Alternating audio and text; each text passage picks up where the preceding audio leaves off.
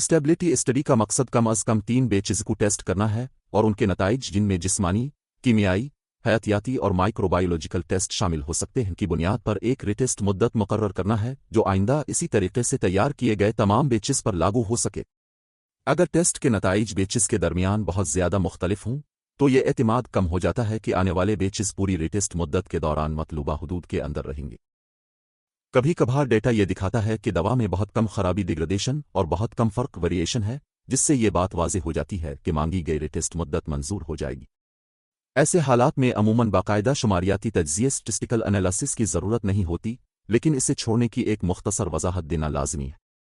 ऐसे एट्रीब्यूट के डेटा के तज्ज़िये के लिए जिसमें वक्त के साथ तब्दीली आने की तवक्को हो, एक तरीका यह है कि औसत रुझान लाइन के 95% एक तरफा एतमाद की हद को इस मकाम पर निकाला जाए जहां वो कबूलियत की हद से मिलती है। अगर डेटा ये जाहिर करे कि बैचेज़ के दरमियान फ़र्क बहुत कम है तो तमाम नताइज को मिलाकर एक मजमूई अंदाज़ा लगाना फ़ायदामंद होता है।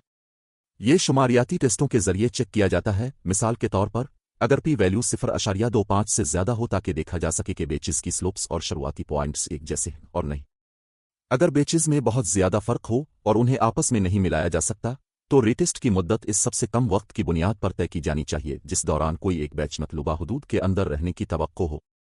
दवा वक्त के साथ जिस तरह डिग्रेड होती है वो तय करेगा कि क्या डेटा को लीनियर रिग्रेशन एनालिसिस के लिए एडजस्ट करने की ज़रूरत है या नहीं।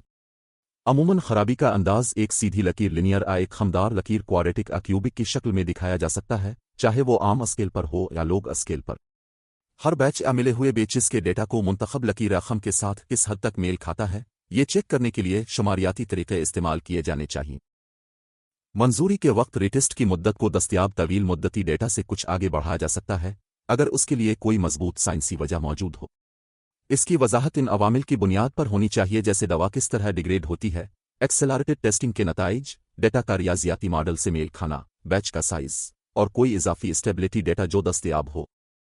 ताहम ये तौसी इस बात पर मबनी होती है कि दवा इसी तरह डिग्रेड होती रहेगी जैसा कि दस्तयाब डेटा में दिखाया गया है। इवैल्यूएशन में न सिर्फ बुनियादी टेस्ट ए से शामिल होना चाहिए बल्कि खराबी के नतीजे में बनने वाले अज्जा डिग्रेडेशन प्रोडक्ट्स के लेवल्स और दीगर अहम खुसूसियात भी शामिल होनी चाहिए।